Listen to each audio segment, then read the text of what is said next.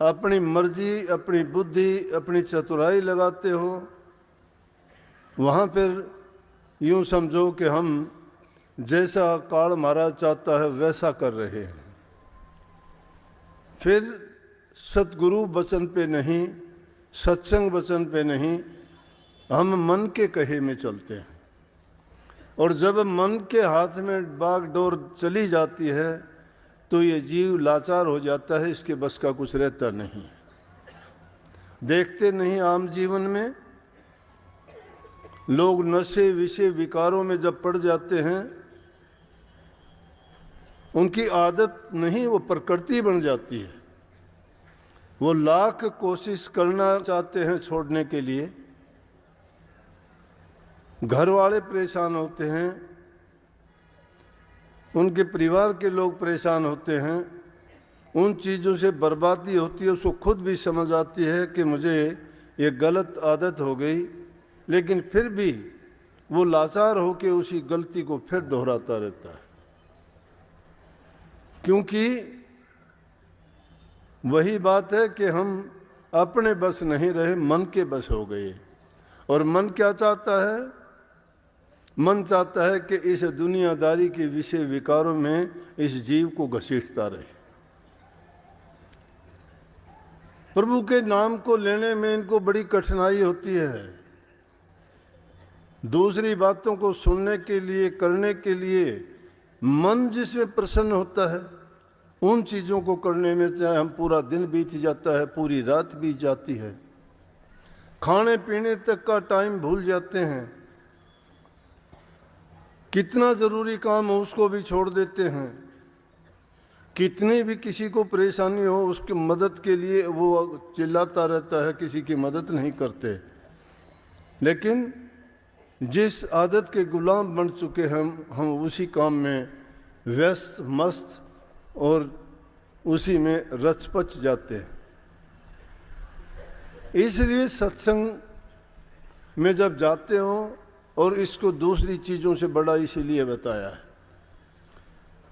इसके करने में कोई कठिनाई नहीं है। आप आए हो, कोई टिकट नहीं यहाँ, कोई बैठने में परेशानी नहीं, यहाँ कोई रोकने वाला आपको नहीं है। यहाँ तो स्वयं अनुशासित हो, क्योंकि आप कुछ लेने के लिए आए हो, और उसे लेने के लिए आदमी को थोड़ा सब्र करना पड़ता है।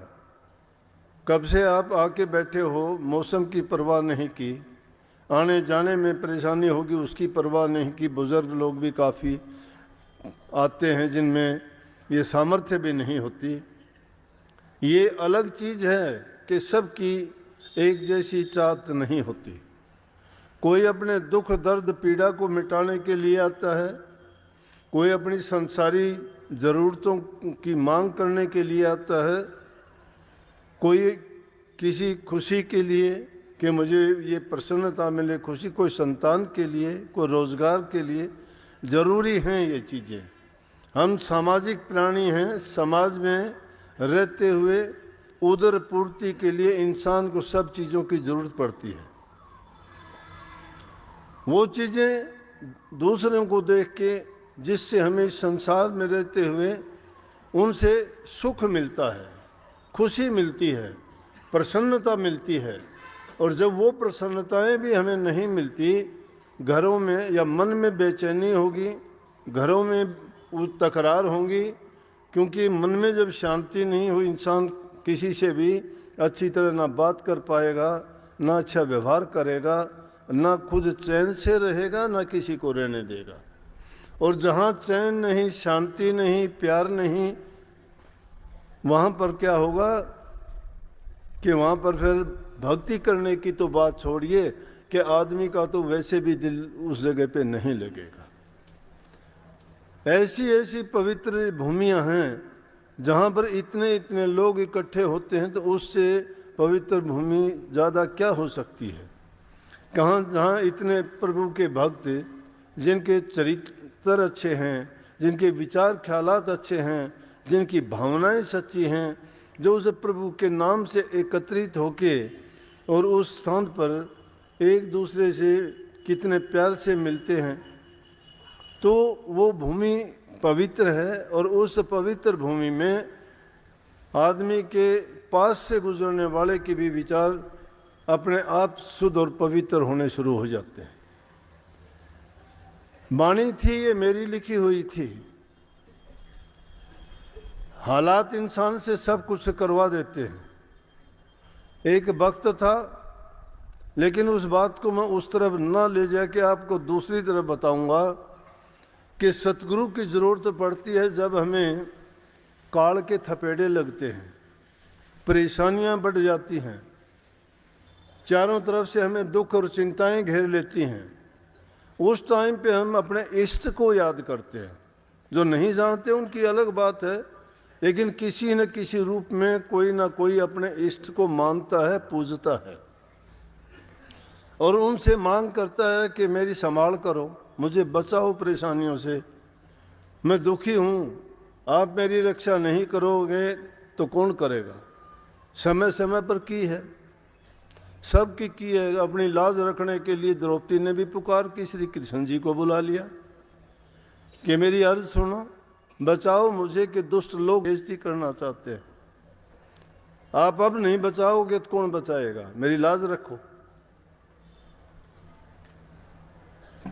भीलनी ने कहा कि प्रभु जरूर आओगे मेरे यहाँ, गुरु का वचन था, आके मुझे दर्शन दोगे। श्री रामचंद्र जी को जाना पड़ा। अहिल्या को श्राप था गौतम ऋषि का कि पत्थर की बन जाओ, दुष्कर्म किया है। श्री रामचंद्र जी त्रेता युग में आएंगे तो तेरे को, उसकी पुकार थी, इंतजार था कि त्रेता युग में श्री रामचंद्र जी आएंगे जब मेरा कल्याण होगा। कल्याण हुआ। तो कहने का मतलब यह है कि अपने इष्ट को याद करते हैं और सतगुरु उसको कहते हैं जो हमें सत्य का से अवगत करवा दे,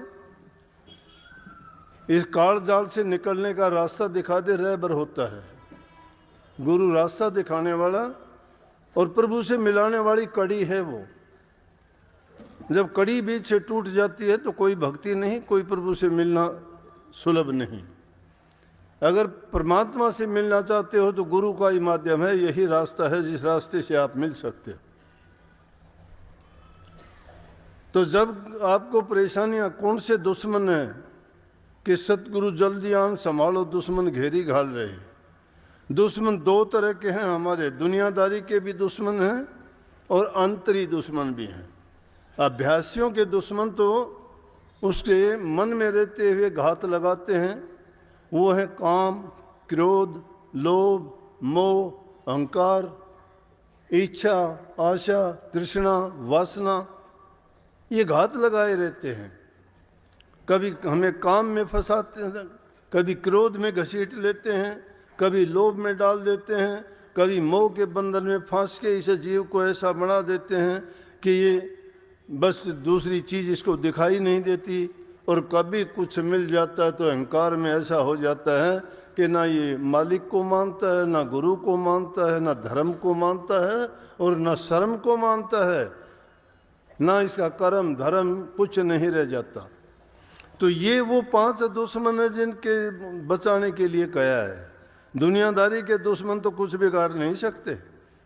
क्या बिगाड़ लेंगे? वो शरीर का बिगाड़ लेंगे, रूह का कुछ नहीं बिगाड़ सकते। असली झगड़ा तो हमारी रूह का है। नाम रूहानियत का लेते हैं, रूहानियत की ओर तो चलते ही नहीं है। इसमें भी दुश्मन, बारी दुश्मन तो हैं। वो बारी दुश्मन तो मोटे बंधनों में आ जाते हैं, जिनको स्वामी जी महाराज ने कहा मोटे बंधन जगत के गुरु भक्ति से काट।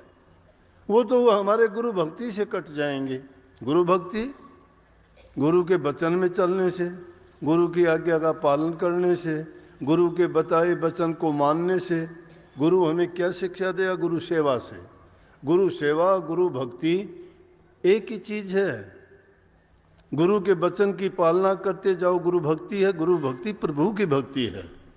सेवा भक्ति गुरु की बताई हुई एक तरकीब है, तरीका है, जिससे हमारी गुरु जो कहता है वो कहते चले जाओ। गुरु जानता है हमारी मुक्ति, हमारा कल्याण किस चीज़ में होगा, हम नहीं जानते। हमें नहीं पता कि हमारे कितने अपराध हैं, हमारे कितने मंदे कर्म हैं, कितने जन्म में हम क्या क्या करके आए हैं। अगर उनको गिनती की जाए तो हमें पता ही नहीं है। वो लिखने वाले ने ऐसे लिखे हैं, उनको दूसरा कोई नहीं पढ़ सकता। वो ऐसी कोई भाषा नहीं लिखी, उन्होंने किसी ग्रंथ में नहीं लिखी, हमारे नसीब और कर्म में लिख दी गई है, हमारे भाग्य में लिखी हुई है। जिसको हम भाग्य, नसीब, कर्म कहते हैं, वो लिखी, वो अनस्पोकन, अनरिटन, और वो अनस्पोकन है। वो ना वो देखी जाती है, ना वो पढ़ी जाती है, ना वो बोली जाती है। पढ़ भी नहीं सकते। उसको लिखने वाले ने ऐसे लेख लिखे हैं जिसमें कलम, स्याही, कागज़, किसी की चीज़ की ज़रूरत नहीं। वो होती तो शायद हम उसको बदल भी थे, लिख भी लेते। लेकिन उस भाषा को पढ़ने वाले सतगुरु हैं और वही जानते हैं। इसीलिए सेवक के लिए भिन्न भिन्न सेवाएं निर्धारित करते हैं। किसी की मुक्ति या भक्ति को करवाने के लिए उसको सेवा तन की दी जाती है, किसी को धन की दी जाती है, किसी को मन की दी जाती है। लेकिन हम गुरु को भी दरकिनार कर देते हैं। गुरु को एक आम आदमी भी नहीं जानते। हम एक रस्म रिवाज के अनुसार गुरु को धारण करते हैं, हम जरूर करते हैं, दिखावे के लिए करते हैं, अपनी मान बढ़ाई इज्जत के लिए करते हैं, अपने स्वार्थ के लिए गुरु के लिए करते हैं। लेकिन उसमें भी हमारी ही इज्जत होनी चाहिए, गुरु का कोई लेना देना नहीं है। गुरु को गुरु नहीं मानते, गुरु के तो गुरु खुद बन जाते हैं। क्योंकि इस इंसान को मान बढ़ाई चाहिए, इसको इज्जत चाहिए।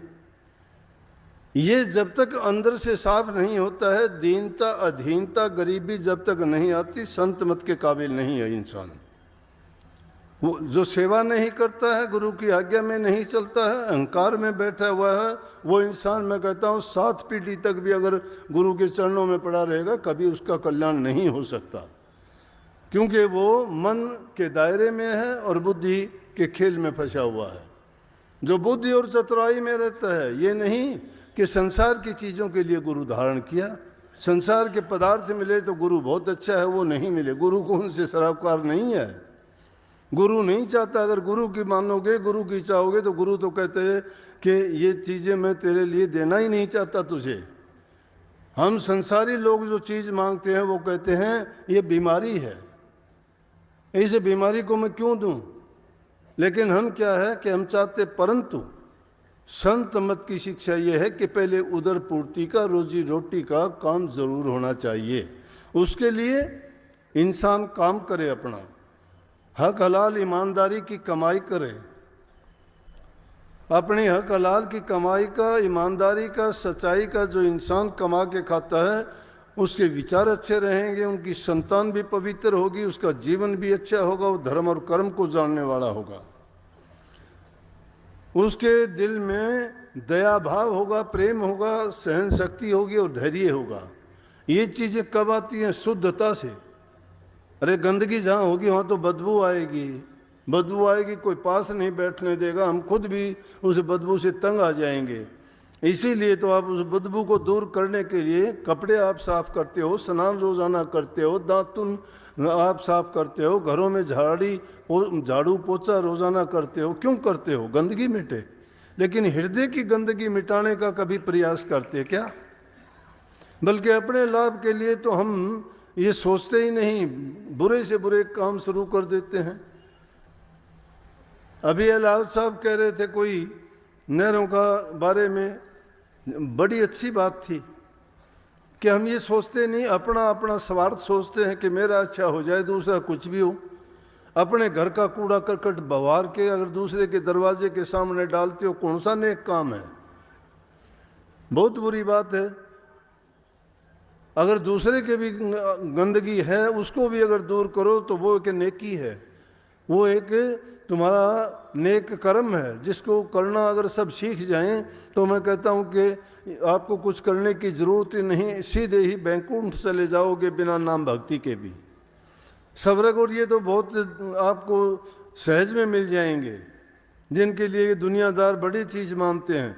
लेकिन संत मत की ये शिक्षा नहीं। संत मत तो इस जीव का कल्याण, कल्याण का मतलब सदा की मुक्ति, इस जन्म मरण से छुटकारा, ये काल जाल की जंजीर काट के उसको इस काल की जेल से रिहा कर देते हैं। परंतु रिहा तो जब होंगे जब इंसान क्या प्रभु के बनाए हुई रूहों को प्यार देगा, उनको बराबर का समझेगा, उनके किसी प्रकार का उनको दुख कष्ट नहीं देगा, उनके लिए वो हर प्रकार से सेवा करने के लिए तैयार रहेगा। समझो कि वो भी प्रभु की संतान है। जो उनके लिए उनके हित के काम करता है तो उससे प्रभु खुश होता है। परंतु हम तो खुद अपने आप को ही मारना शुरू कर रखा है हमने। कोई शराब कबाब नशों में आज युवा पीढ़ी बर्बाद होती जा रही है। फिर हम भी कौन अच्छा काम करते हैं, नहीं देखते कि नहरों में खुल्लम खुल्ला ऐसा जहर घोला जा रहा है उस पानी में, जिस पानी को पीते हैं, पानी को जीवन बताते हो, और उस पानी जीवन का आधार है। पानी नहीं मिले इंसान मर जाएगा। उस पानी में क्या डालते हैं, घर की गंदगी जितनी भी होती है उसको बुहार बोर के सब नदी में डाल के आते हैं। कितनी गंदी से गंदी चीज़ कोई भी हो, सारी की सारी वो पानी ये नहीं सोचते कि आगे जाके किसी को पानी पीना भी है और उसमें जहर घोला जा रहा है, उनके साथ क्या घटित होगा। आज ये नए नए रोग बीमारियां किसने पैदा की? वो बीमारियां और किसी ने नहीं, हमने ही पैदा की हैं। इंसानों ने सबसे ज़्यादा पैदा की हैं। पशु पक्षियों के तो चीज़ अगर उन्होंने खा पी के, अगर उन्होंने अपना गोबर भिस्ता जो भी निकाला वो भी अच्छा है, वो भी अच्छे काम करता है। लेकिन इंसान तो जानबूझ के ऐसे काम करता है। खोज क्या हुई विज्ञान की, इन्होंने तो इंसानियत को ही बर्बाद करना शुरू कर दिया। खाने पीने के लिए अनाज फल सब्जियां जो पैदा करते हो उसमें अनेक प्रकार की कीटनाशक दवाइयां ऐसे डालते हो कि अगर आदमी थोड़ी सी भी उसको खा ले तो उसी क्षण उसकी मृत्यु हो जाएगी। ये ख्याल नहीं करते इसको कोई तो खाएगा। अरे खुद खाने के लिए तो उसमें कम खाद डालते हैं, कोई कीटनाशक नहीं डालते, उन सब्जियों को अच्छा बनाते हो, कहीं कहते हो ऑर्गेनिक बनाई है, इसमें मैं कुछ नहीं डालता। दूसरों के लिए अपने थोड़े से लाभ के लिए बेचने के लिए उनमें जहर घोल देते हैं, जिसको खा के इंसान कितने दिन जिएगा। नई से नई बीमारियां होंगी, किसी को हार्ट अटैक की, किसी को लीवर की, किसी को कैंसर की, किसी को कैसी कैसी, उनके नाम तक याद नहीं कि ये लगातार जो रोग फैलते जा रहे हैं जिनका कोई इलाज नहीं, जिनकी कोई दवाई नहीं। पीछे कुछ दिन के लिए कोविड आया था, सब लोगों की आंखें खुल गई थी, सब ने तत्परता से सब चीज़ों को मानना शुरू कर दिया था। लेकिन अब थोड़ी सी वो ढीली हुई, फिर वही के वही काम शुरू हो गए। कुदरत में रह के कुदरत के साथ ही छेड़छाड़ करोगे तो इंसान का जीवन सुरक्षित नहीं है। इसलिए शुद्ध और पवित्र वातावरण जहाँ होगा, शुद्ध वायु में जहाँ हम सांस लेंगे तो ही हमारे विचार शुद्ध और पवित्र होंगे। जहाँ आलस होगा, निद्रा होगी, पूरा दिन रोग बीमारी के लिए हमारी शिकायतें होंगी, डॉक्टरों के पास हमारी लाइन लगी रहेगी, कौन नाम जपेगा, कौन भक्ति करेगा, कौन अभ्यास करेगा, कौन ध्यान करेगा, कौन किसकी सहायता मदद करेगा। ना कोई तन की सेवा कर सकेगा, ना मन की कर सकेगा, ना धन की कर सकेगा। क्यों? बीमार आदमी कमा नहीं सकता, कमाएगा नहीं, धन नहीं होगा। बीमार आदमी तन कमज़ोर होगा, क्या सेवा करेगा? जब ये दोनों चीज़ें नहीं है तो मन से वैसे विचलित रहेगा, क्या करेगा वो? जब इंसान हर तरह से संपन्न होता है तो ही सुखी होता है। उनके घरों में सुख शांति है। बूढ़े बुजुर्ग की जहाँ बातें मानी जाती हैं वहाँ समझो कि प्रभु का ही वास होता है। और जिन घरों में ये चीज़ नहीं है वहाँ से शांति नहीं, वहाँ से लक्ष्मी भी चली जाती है। लक्ष्मी जिस घर से चली गई तो उस घर में तो टोटा आ जाएगा। इसी प्रकार से हमारा ये हृदय भी एक घर है और इस घर में वास करने वाले ये 5 दुश्मन हैं। वो दुश्मन जब तक हमारे पीछे लगे हुए हैं, महापुरुषों ने फरमाया सगली सृष्टि के 5 सिकदार, राम भगत के पानीहार, जगत पास से लेते दार और भगत जनों को करें कल्याण। वो 5 दुष्ट 5 दुश्मन ऐसे हैं, पूरी सृष्टि में वो शिकार करते हैं जीवों का, अपने जाल में फंसाते हैं।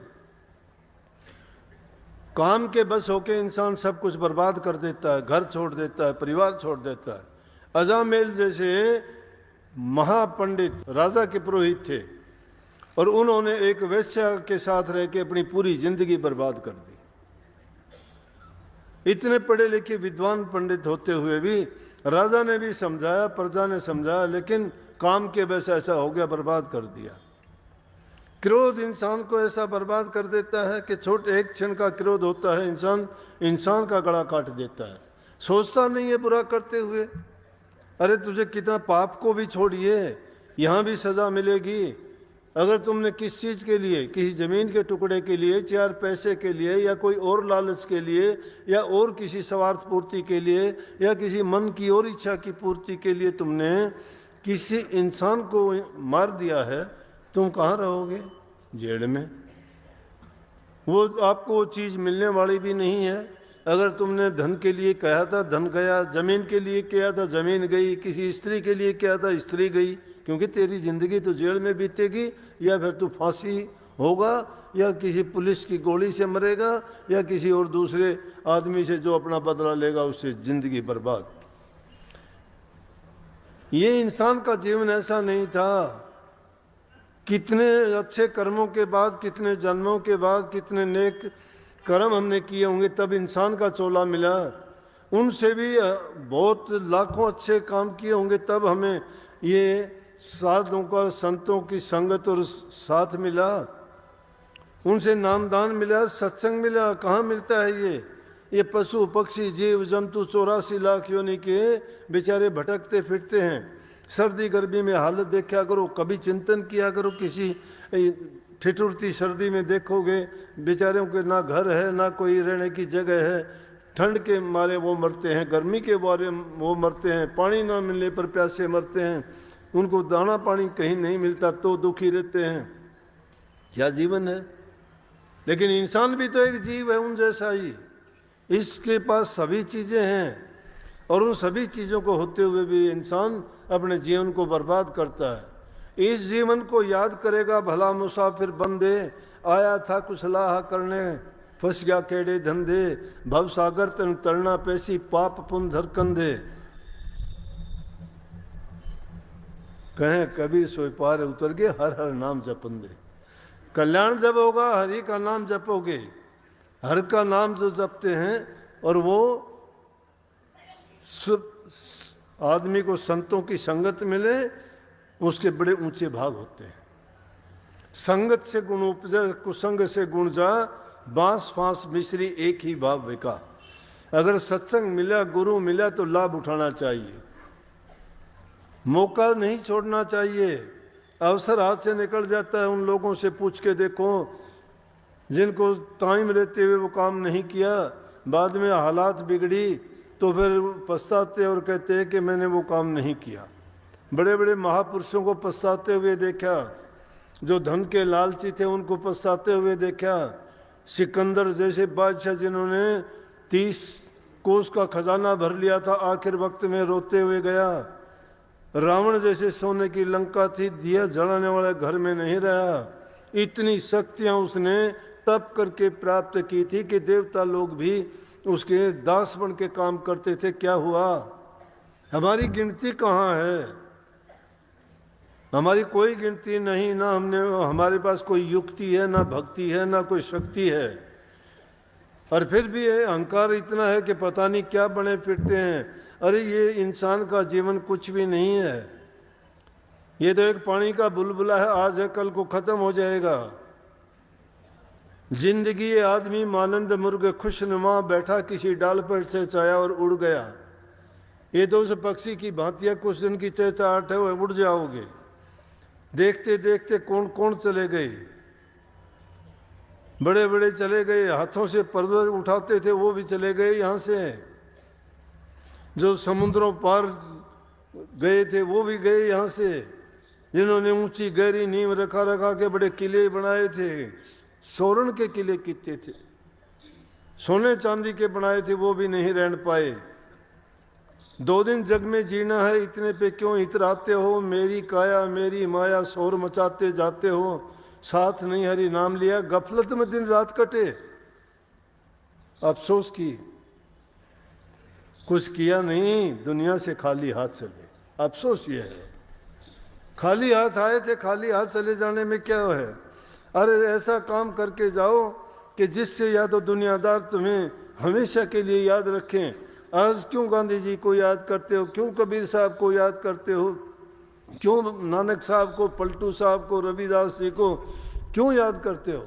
नेकी का काम करके गए प्रभु, भक्ति करके लोगों को भक्ति का पाठ सिखाया, प्रभु से मिलने का रास्ता दिखाया और बताया कि इस रास्ते पे चल के तुम अपने जीवन को सफल और कामयाब कर सकते हो। संत उस पारस पत्थर की भांति होते हैं जो लोहे को सोना बनाता है, पत्थर पारस पत्थर तो, लेकिन गुरु तो अपने जैसा ही शिष्य को बना देता है। परंतु इस रास्ते पर रुकना बड़ा कठिन है, इसलिए आदमी क्रोध के बस होके बड़े से बड़ा जुल्म कर जाता है। लोभ जब इंसान का जागता है, लोभ इंसान को इतना गिरा देता है, ना उसका कोई भाई है, ना बंधु है, ना रिश्तेदार है, ना नातेदार है। देखते होगे कोर्ट और कचहरियों में झगड़े चलते हैं उनके प्रॉपर्टी के लिए, धन के लिए। लोभ ऐसा दुश्मन है कि भाई भाई का गड़ कटवा देता है, पिता पुत्र का करवा देता है, पति पत्नी से अलग कर देता है, दूसरे लोगों का तो करना ही क्या है। इसलिए उस लोभ दुश्मन से बचा करो, लोभ ना किया करो। किस चीज का लोभ करते हो? त्याग करना चाहिए इंसान को, सोचना चाहिए कि जो मेरे भाग्य में है, जो मैंने कमाया है वही मेरा है। दूसरे की चीज की तरफ नजर रखोगे, तुम्हारी नीयत कभी नहीं भरेगी, कभी नहीं भरती। ये तृष्णा है, तृष्णा कभी इंसान की भरी नहीं है। समुद्र की झाल गिनने में आ सकती हैं, लेकिन इंसान के मन में उठने वाली तृष्णा कभी नहीं भरती। इसलिए इसे लोभ से बचने का प्रयास करना चाहिए। लोभ इतना ही करना चाहिए कि जैसे कबीर साहब ने कही कि साईं इतना दीजिए जिसमें कुटुंब समा, मैं भी भूखा ना रहूं, आया न भूखा जा। कि मुझे इतना ही चाहिए, संतोषी होना चाहिए इंसान को। जब संतोष इंसान को आ जाता है, उसको सब कुछ मिल जाता है। गोधन, गज धन, बाजी धन और रतन धन खान, जब आवे संतोष धन, सब धन धूल समान। जब इंसान को संतोष रूपी धन मिल जाता है तो सारे धन, ना उसको गाय भैंसों की जरूरत, ना घोड़े हाथियों की जरूरत, ना उनको महल मकानों की जरूरत, ना उनको बैंक बैलेंस की जरूरत। इंसान मरता है कि सब कुछ होते हुए भी भिखारी की तरह हाथ फैलाता है, हाय मरा, हाय मरा। मरेगा फिर तो।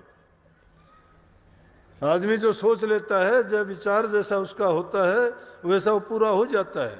उसकी जिंदगी भर तृष्णा नहीं बढ़ती कभी भी। संतोषी आदमी हमेशा सुखी रहता है, उसको संतोष है। इसलिए लोभ से बचो। रही मोह की बात, मोह के बस आके जुल्म कर देते हैं। धृतराष्ट्र में क्या कमी थी? एक मोह के बस में आके उसने धर्म कर्म सब भूल गया अपने पुत्र के मोह में, और जिन्होंने मोह त्याग दिया वो बरी हो गए इस दुनिया से।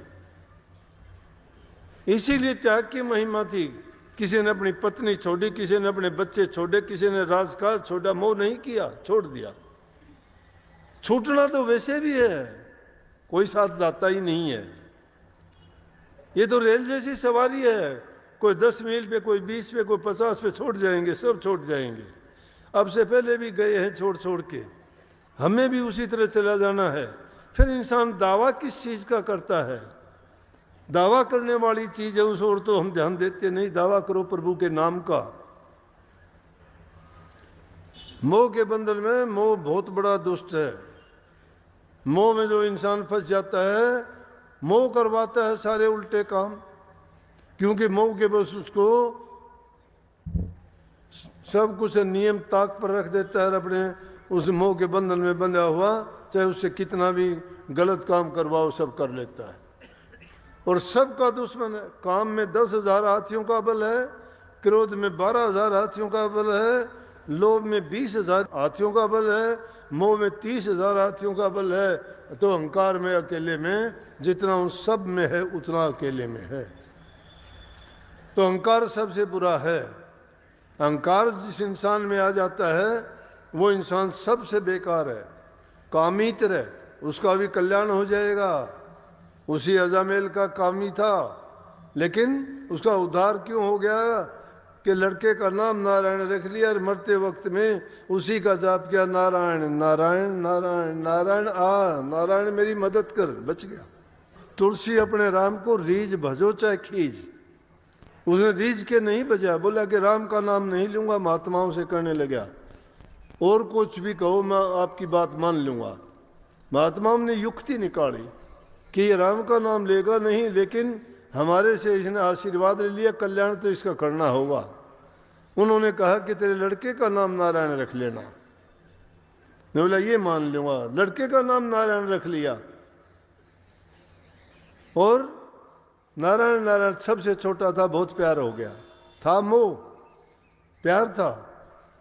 आखिरी वक्त आया, यम के दूत लेने के लिए आए, उसको कष्ट देने लगे, कहने लगे बेटा नारायण नारायण मुझे बचा, नारायण मुझे बचा।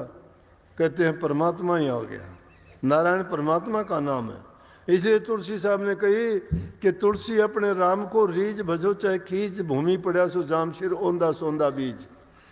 किसान कभी भी अपने बीज को सीधा नहीं डालता, जमीन में डाल देता है, चाहे मोदा पड़ो सीधा पड़ो पैदा होगा।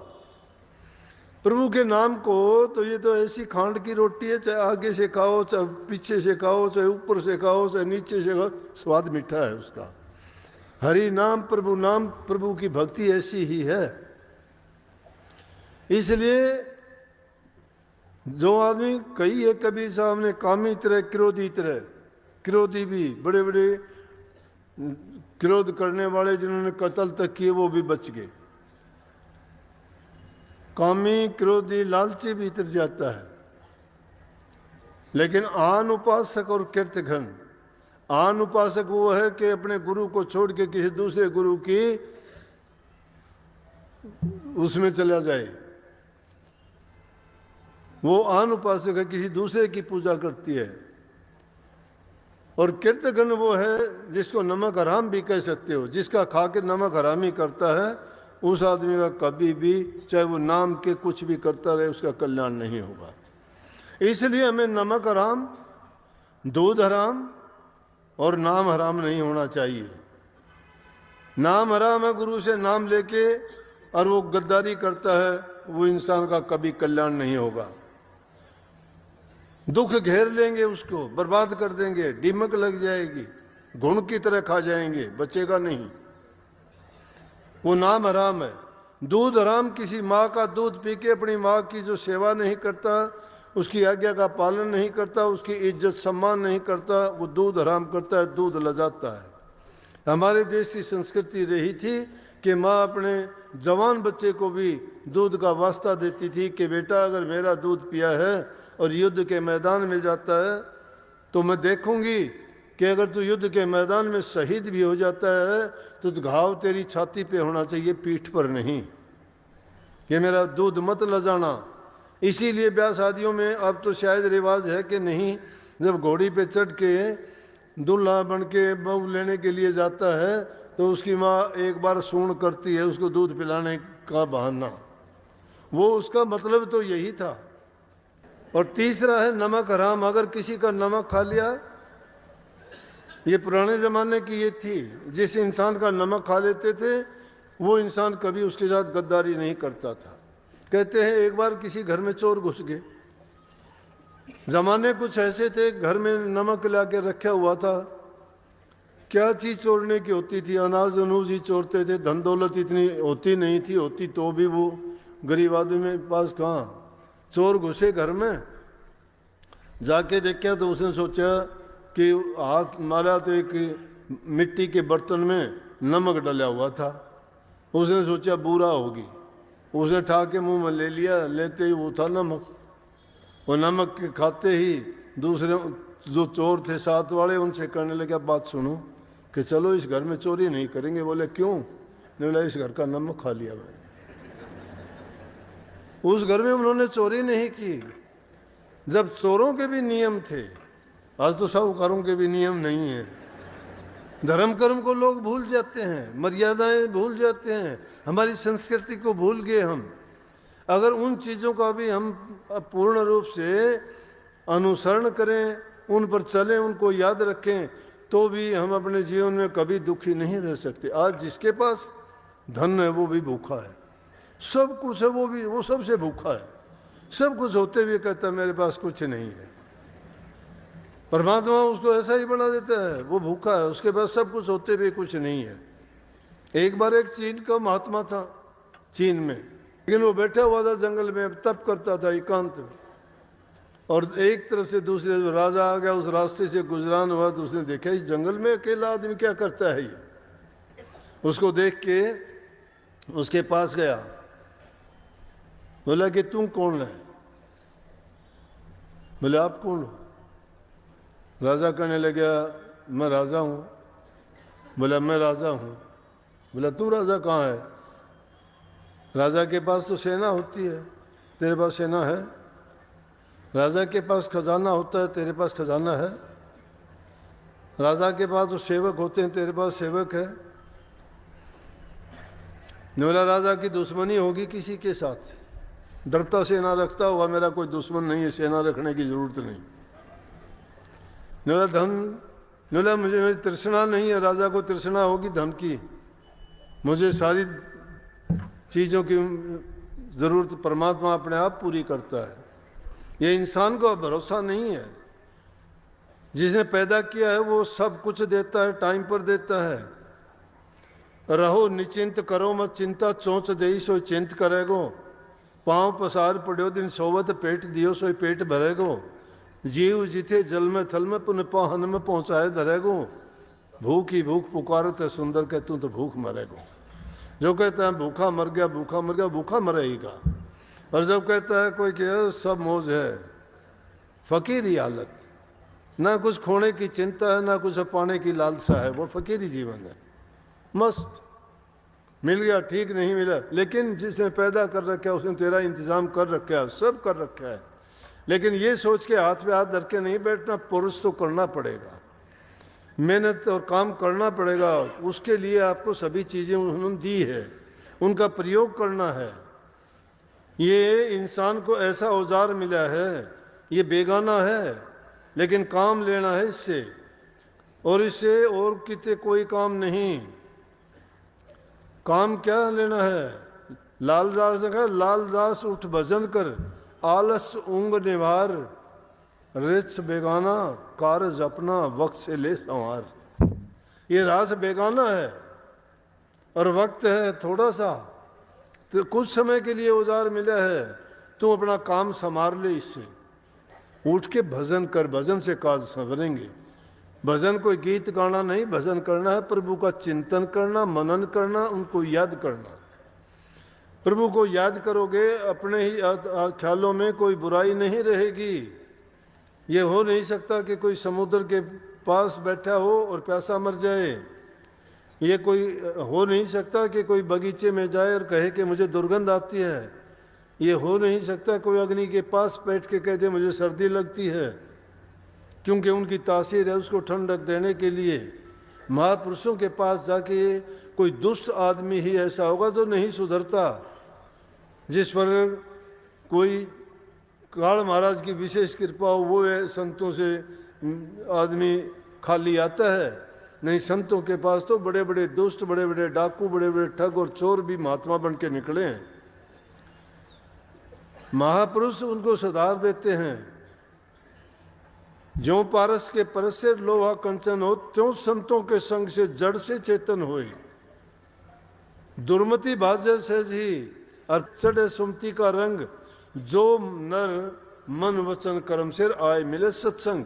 जो सत्संग से मन और वचन और कर्म से पवित्र होके जो आके जुड़ जाता है, वो इंसान निश्चय ही मुक्ति पाता है।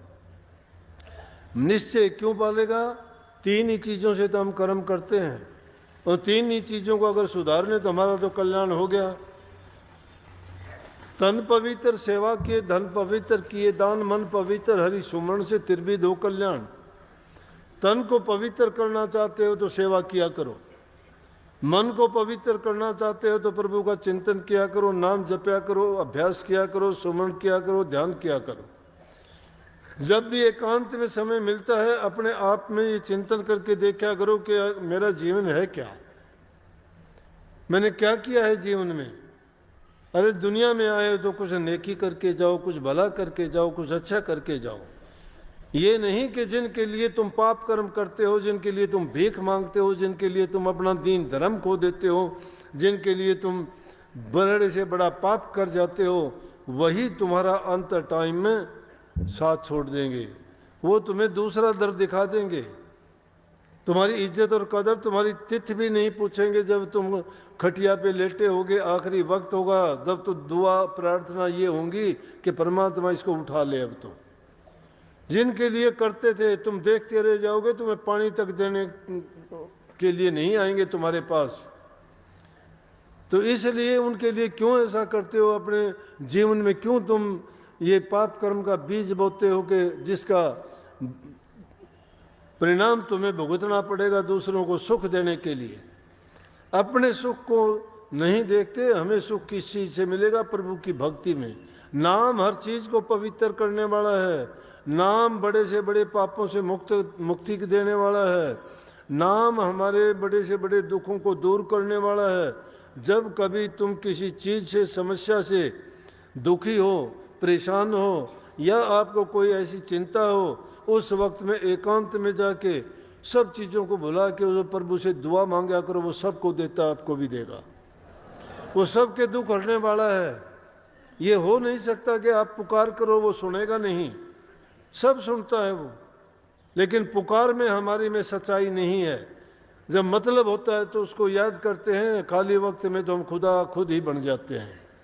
खुद खुदा ना बन के, खुद खुदा बनने का मतलब ये सोचा ही ना करो हमारी कोई गिनती है। कोई गिनती नहीं है हमारी। क्या गुण है हम में? क्या गुण है हम में? ना दान किया, ना पुण्य किया, कुछ नहीं किया। भई प्राप्त मानुष दे हरिया, गोविंद मिलन की ये तेरी बरिया, और काज तेरे किते ने काम, कर साध संगत भज केवल नाम। साध संगत भज केवल नाम। अब नहीं भजी भजी कब भाई, अब अंत न भजिया जाई। अब नहीं भजोगे, कब भजोगे? अंत काल जब आएगा फिर नहीं भजा जाएगा। जब तो तुम्हें कुछ भी याद नहीं रहेगा, सिर्फ यूं कहोगे कि अब तुम मेरा छुटकारा हो जाए दुनिया से। और अब जब सब कुछ हमारे पास है, तब हम उसको भुलाए बैठे। नेक कर्म करो अपने जीवन में, अच्छी लोगों की संगति सोबत करो। नेक इंसानों के पास बैठने से जिस प्रकार से इत्र का बेचने वाला है उसके पास से गुजरोगे तो भी तुम्हें खुशबू वैसे ही मिल जाएगी, लेने की जरूरत नहीं है। सत्संग से और महापुरुषों के संग से ज्ञान बढ़े, गुणवान की संगत ध्यान बढ़े, तपसी संकीर्ण मोह बढ़े, परिवार की संगत लोभ बढ़े, धनमची दिन कदीन कवि सज्जन कहे कि इंसान की बुद्धि तभी शुद्ध होगी कि जब इन चीज़ों को, अच्छियों को अपना दे, बुरियों को त्याग दे। बुराई त्यागने के बाद अच्छाई अपने आप आपके पास आती जाएंगी। लेकिन जब तक हमारे हृदय में ये धुकड़ चुकड़ है, इसलिए प्रभु का नाम जपना मुश्किल नहीं है। प्रभु का नाम बहुत आसान है। लेकिन ये बुराइयां गाते भी हो न, मेरे पाप कर्म ही मुझको तुमसे मिलने नहीं देते हैं, जब चाहूं मैं दर्शन करना रोक मुझे वो लेते हैं। पाप कर्म, हमारे पाप कर्म नहीं मिलने देते हमें। पता नहीं क्या क्या दिमाग में अपने आप बड़े बन जाएंगे, धनवान बन जाएंगे, बुद्धिमान बन जाएंगे, चतुर बन जाएंगे। कहेंगे हाँ इससे ज़्यादा तो हम जानते हैं, लेकिन जानते तो वो करते तो नहीं इससे ज़्यादा तुम।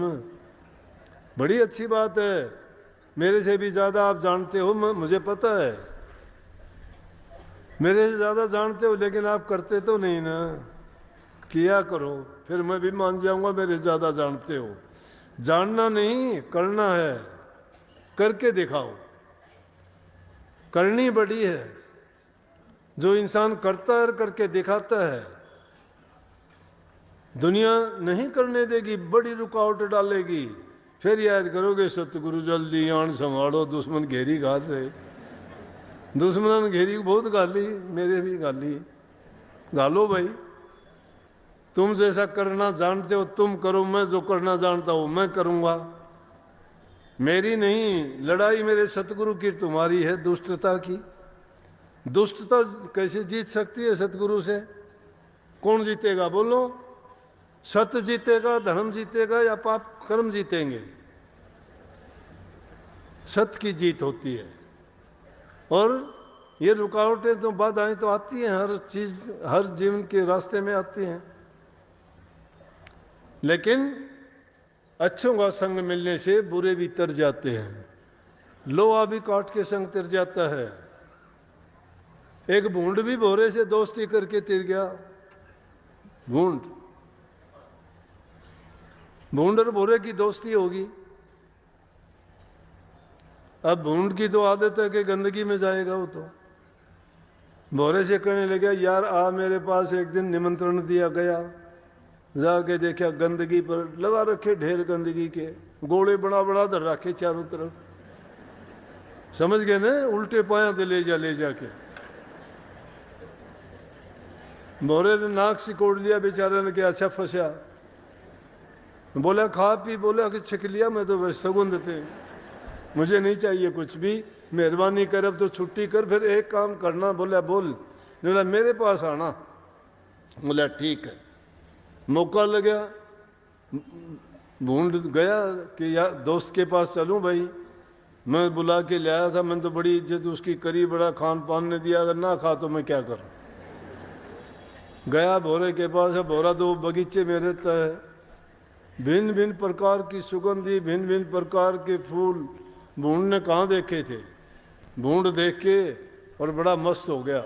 भोरा तो घूमता फिरता रहा, वो जाके ने एक सुंदर सा फूल देखा, जाके उसमें बैठ गया। बैठने बाद में बेहोश हो गया, नींद आ गई। क्यों? गंदगी का रेवड़ा था, इतनी अच्छी खुशबू मिली, सो गया आराम से। रात होगी, रात ने फूल बुझ जाए, रात ने फूल बुझ गया, सुते रहा ठाटते। सवेरा जब होया, दिन निकला, आया एक पुजारी, फूल ने तोड़ के ने और लेके गया, ले जाके मंदिर में परमात्मा की माला में उन पर चढ़ाया। उड़े चढ़ाया, भूंड उड़े पहुंच गया।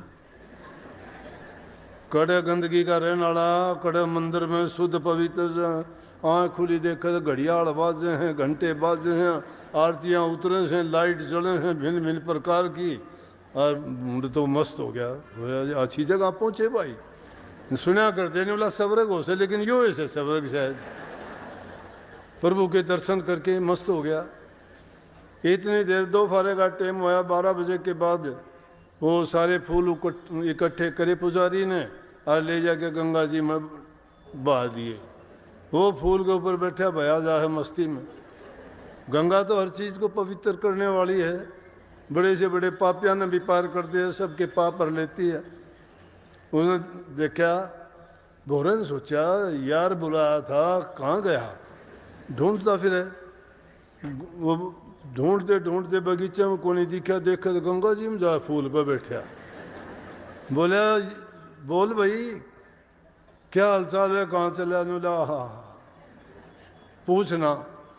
बोला इतनी मेरे तो मजे कर दिया आपने, ऐसा तो मैंने जिंदगी में कदे होया ही नहीं। नीची गति नीच घरों में बास, मैं नीच था, नीचे कर्म थे मेरी, नीच घरों में बास था। भलों की संगत मिली पाया बास सुबास, के भले आदमी हुआ संग मिला तो मुझे बहुत अच्छा, सारा सब पवित्र हो गया। और बोले आगे, बोला पुनः भलों की संग से और पहुंचा ठाकुर द्वार, के भलों की संग से ही मैं परमात्मा के द्वार पर पहुंचा और दर्शन पाके संत के बड़े सुख अपार के दर्शन पाके मैं बहुत खुश हो गया। प्रभु के दर्शन किसने हो से? बोला लेकिन भले इंसानों का संग करके मैं वो दर्शन करके बड़ा खुश हो गया। अब तो गंगा जल विखे और करके मैं स्नान, चल आजा बैकुंठ का प्यारे मित्र सुजान, कि तेरा बहुत बहुत लाखों गुणगान करूँगा कि तन्ने जो है मैंने यह गति करवा दी, हमारी यह गति कहाँ होनी थी। ये भूंड और भोरे की दोस्ती नहीं है, हमारे जैसे नीच कर्म करने वालों की बात है। वो अगर महापुरुषों के साथ मिल जाएं तो उनका संग करने से उनकी बुराई छुटा के वो गंदगी जिनसे बदबू भरी चीज़ों में हम फंसे पड़े हैं, पाप कर्मों में जिनमें हम लुटे जा रहे हैं, उनको छोड़ के शुभ कर्मों में लगें, पवित्र कामों में लगें, प्रभु की भक्ति करें, हमें प्रभु के दर्शन होंगे, सारे पापों को धोके और अपने बैकुंठ धाम को नहीं मुक्ति द्वार को पहुंच जाएंगे। हमारे सब दुख कर्म कष्ट सब हर लेंगे और हमारा ये जीवन का पूरा जितना भी लाभ मिलना चाहिए था इंसानी जीवन को, क्योंकि इंसान का चोला इसलिए मिलता है कि ये भक्ति करके इसको सफल बना ले। और जो इंसान का चोला मिलने पर भी प्रभु को भूल जाता है और फिर भी पाप कर्मों में पड़ के जीवन को बर्बाद करता है, वो आत्मघाती है। वो आत्मघाती है, उससे बुरा पापी कोई नहीं हो सकता। जो नाम नहीं जपता वो आत्मघाती है। इसलिए नाम जपया करो, सुमन किया करो, ये चीज़ें मैंने वो बताई हैं। इसलिए ये कहानी सच्ची नहीं होती, कहानी वो सार की ओर लेके जाती है। कुछ लोगों को ये रोचक बातें अच्छी लगती हैं, उनका मन लगेगा। बिहार से एक राजनीतिक नेता आ गया, एक दिन मुलाकात होगी एक शादी में, कहने लगा जी मैं सत्संग आपके सारे सुनता हूँ, आने वाला सत्संग में जो बात बताते हो मुझे वो बहुत अच्छी लगती है। अच्छी लगती है ना, वो बात जब अच्छी लगेगी किसी को तो उसकी रुचि बढ़ेगी ना, और रुचि बढ़ेगी तो वो काम करना चाहेगा कि नहीं। इनसे ही धीरे धीरे करके पहली पीढ़ी से अगली पीढ़ी, अगली से ऊपर वाली पीढ़ी पे पहुंच जाओगे। रूहानियत कुछ और चीज़ है। रूहानियत क्या है कि समय निकाल के रोज़ाना चाहे तुम 10 से 15 मिनट के लिए एकाग्रचित होके सब चीज़ों को भुला के कुछ नहीं कर सकते तो प्रभु के सामने अरदास किया करो कि मालिक मैं अनजान हूँ, मैं अज्ञानी हूँ, मैं भूल करता हूँ, सब कुछ जानते हुए भी मजबूर हूँ, मेरे से गलतियाँ होती रहती हैं, मैं ना चाहते हुए भी गलतियाँ होती हैं, मेरे कसूरों को माफ़ करके अज्ञानी समझ के मुझे माफ़ करना और आपके चरणों में मेरा मन जोड़ना और मुझे अच्छे रास्ते पे चलाना, मेरी बुराइयां मिटाना और आपकी याद बनी रहे, ऐसा वरदान मुझे देके मेरे जीवन को सफल बनाना। ऐसी अरदास अगर इससे करोगे प्रभु से तो तुम्हारी पुकार सुनी जाएगी, उससे तुम्हारी मन की वृत्ति एकाग्र हो जाएंगी। मैं कहता हूँ अगर एकाग्रचित होके ऐसा करोगे साक्षात तुम्हें दर्शन होंगे। मत इन चक्रों में पड़ना, ये तुम्हारी भूल है कि किताबों में सुन के किसी की कही बात सुन के कह दे प्रकाश नहीं दिखता जी, मुझे दर्शन नहीं होते जी, मुझे दर्शन होने लग रहे। दर्शन पहले उसके तो कर लो जो तुम्हारे सामने है। अंदर वाले के दर्शन की ओर तो बार जब जाओगे ना इसकी बात मान लोगे, कहाँ से रूहानियत मिलेगी आपको। दर्शन कीजिए गुरु के दिन में 100 बार, आसोजा के मैं जो बहुत करे उपकार। 100 बार दर्शन करो। दर्शन परसन मुख मंजन पाना, कटे पाप का वेद पुराना। इसलिए सारी चीज़ों को भूल के प्रभु के नाम का सुमरण किया करो।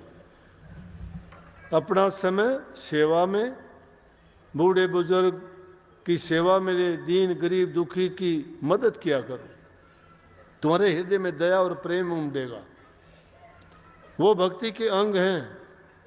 सेवा करना बूढ़े बुजुर्ग का, जबान से मीठा बोला करो, अच्छा व्यवहार किया करो सबके साथ। अपनी नीयत को बुरा ना बढ़ाओ, किसी की लेने के लिए नीयत ना रखो, देने की नीयत रखो।